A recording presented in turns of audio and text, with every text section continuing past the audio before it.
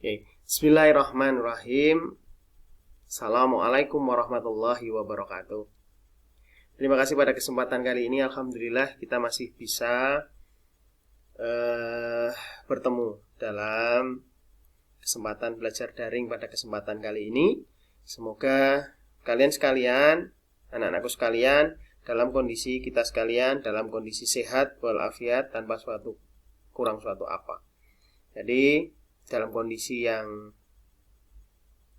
pandemi seperti sekarang ini yang justru malah semakin parah, harapan kita semoga pandemi ini segera berakhir. Jadi monggo sama-sama kita bisa saling menjaga, saling mengingatkan, tetap dalam fokus protokol kesehatan. Jangan lupa tetap dalam protokol kesehatan. Ya, pakai masker, jaga jarak. Ya, bijak dalam bergaul, bijak dalam bertindak. Saat ini memang amat sangat diperlukan. Ya. Oke anak-anakku sekalian, pada kesempatan kali ini Pak Nano pengen menyampaikan terkait apa sih peran kecerdasan. Jadi tiap orang punya kecerdasan berbeda-beda. Apa sih yang menyebabkan itu berbeda-beda dan apa sih IQ kalau kalian sering dengar? Apa sih IQ? Apa sih IQ? Apa sih CQ dan SQ dalam belajar itu apa perannya gitu loh. Jadi harapan kami nanti setelah kalian belajar ini, kalian mampu meningkatkan dalam motivasi belajar kalian menjadi lebih bagus lagi. Nah ini. Jadi perlu diketahui bahwa setiap manusia atau setiap orang itu mempunyai kecerdasan. Tiap orang memiliki kecerdasan. Sementara pandangan saya sendiri, pandangan intelijensi sendiri yang banyak orang memandang bahwa dikenal dengan istilah orang, ada banyak orang pintar. Itu pintar, itu bodoh. Bagi saya tidak mengenal itu. Dan pandangan sekarang intelijensi adalah bahwa tidak ada yang namanya orang bodoh. Setiap orang itu punya kecerdasan menonjol atau menonjol dari satu atau dua jenis dan siap untuk berprestasi. Jadi berbeda-beda, multiple intelligence. Tiap orang punya kecerdasan yang berbeda-beda. Sementara kecerdasan IQ itu sumbangsihnya itu hanya 20%. Sedangkan 80%-nya, dari 80%-nya itu justru kesuksesan itu berawal dari pendukung dari kecerdasan yang lain. Di antaranya ada emotional question, kecerdasan emosi. Ini sangat penting juga, yang justru akan mendukung orang lebih berhasil di masa depan. IQ-nya tinggi belum tentu juga nanti mesti berhasil. Pak, saya IQ-nya pas-pasan, sedangkan apakah saya bisa berhasil? Insya Allah bisa. Selama kamu juga bisa mengembangkan emotional questionmu, mengembangkan kecerdasan-kecerdasan yang lain yang mendukung kesuksesan kalian. Nah, pengertian dari kecerdasan intelektual sendiri adalah syarat minimum kompetensi. Intelijensi itu diartikan sebagai keseluruhan individu untuk berpikir dan bertindak secara terarah, serta menguasai lingkungan secara efektif. Nah, kalau konsep intelijensi sendiri pertama kali dirintis oleh Alfred Binet 1964, itu mempercayai bahwa kecerdasan itu bersifat tunggal dan dapat diukur dalam satuan angka. Makanya sering kalian dengar yang namanya tes IQ, tes intelijensi atau intelligence question gitu. Nah, IQ atau kecerdasan intelektual itu menemukan dalam setiap anak tersimpan 8 kecerdasan. Ini perlu kalian perhatikan. Di antaranya, 1, ada yang namanya kecerdasan linguistik. Itu orang yang cerdas dalam berbahasa, ngomong. Manfaatkan itu. Bukan hanya ngomong tapi ngomong yang terarah loh ya. Ngomong yang punya panduan. Jadi pintar dalam hal ngomong, MC dan sebagainya. Itu salah satu kecerdasan yang gak dimiliki orang lain kadang-kadang. Yang kedua adalah kecerdasan matematik.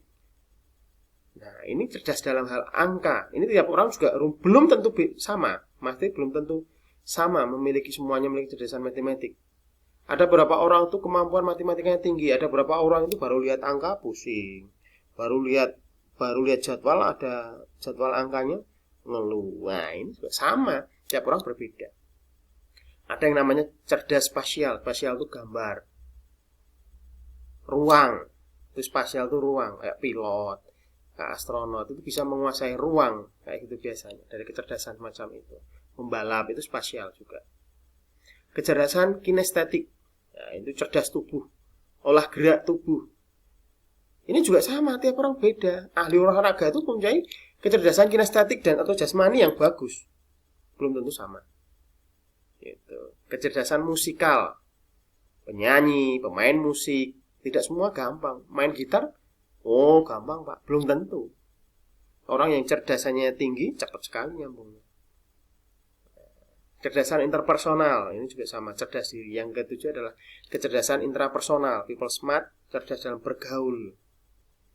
Tuh, dan yang terakhir adalah kecerdasan naturalis, cerdas alam, alami gitu. Cerdas natural itu alam, gitu. Nah, sementara kalau Goldman mengembangkan EQ atau emotional quotient itu menjadi 5 kategori. Di antaranya, orang yang cerdas emosi itu apa sih poin-poinnya? 1. Punya kesadaran diri.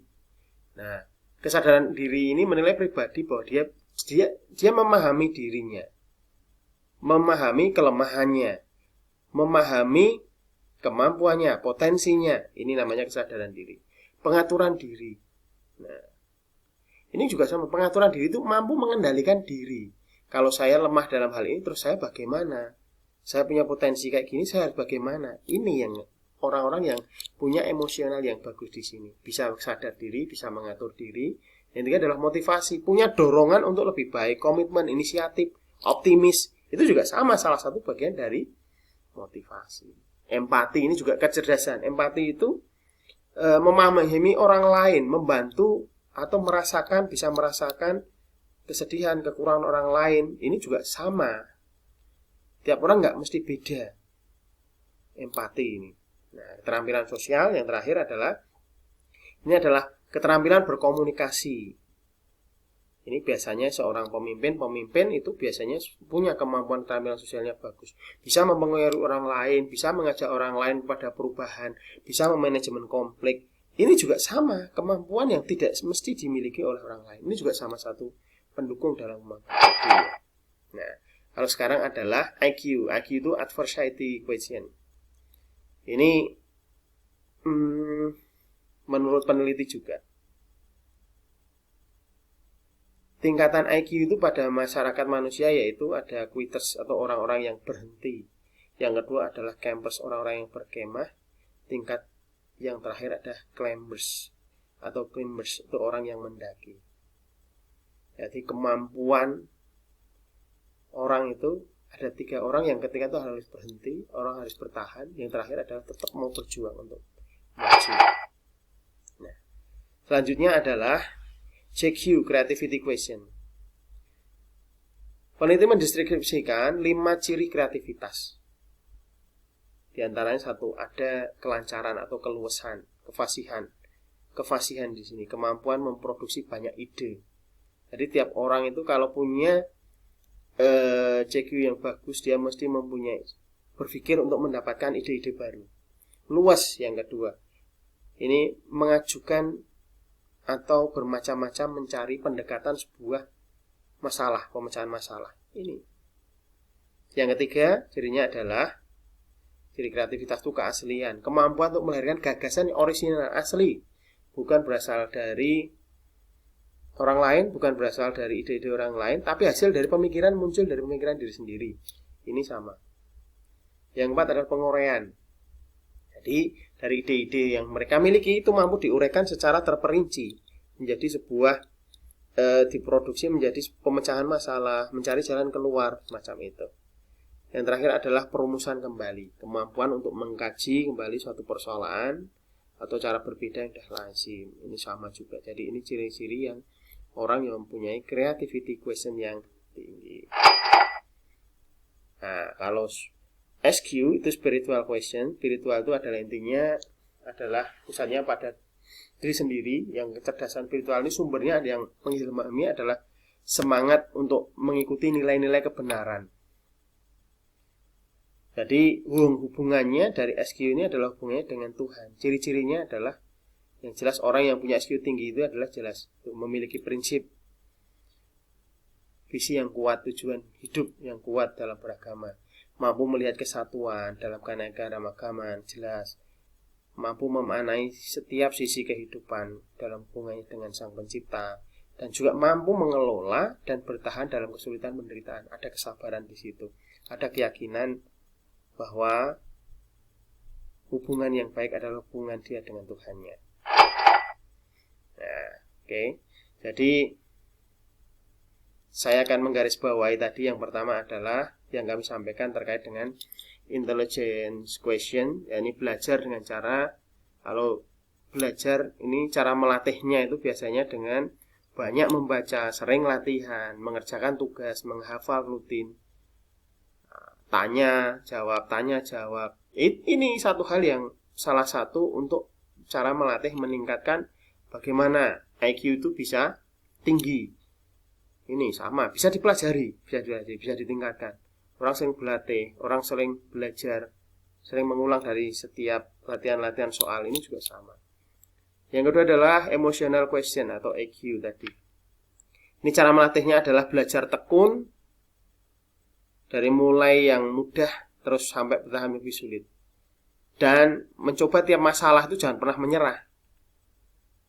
Nah, kalau sudah menghadapi hal-hal yang kecil, yang biasanya coba dengan hal-hal yang lebih sulit, bertahap. Nah, biasanya ini akan soal-soal yang semacam ini, latihan soal dan sebagainya, ini akan menjadikan dia lebih bertahan, mudah bertahan, meningkat. Jadi lebih bagus. Kalau creativity question itu belajarnya adalah harus sudah mulai menyenangi terkait apa sih mata pelajaran yang dia sukai, dengan bakat dan minatnya, dengan kemampuan yang dimilikinya, dan dicari, mulai mencoba berpikir, mencari hal-hal yang baru dari kemampuannya tadi, apa yang bisa dimaksimalkan. Nah, di situ. Yang ketiga adalah adversity question. Itu kalau dalam proses belajar ini mesti akan banyak kendala, masalah yang dimiliki. Tapi coba mencari dari setiap kesulitan itu atau bagaimana caranya agar bisa menemukan solusi, menemukan jalan keluar, dan semangat untuk mendapatkan pemecahan masalah. Yang terakhir adalah spiritual question, yang jelas kalau spiritual question itu hubungan dia dengan Tuhan.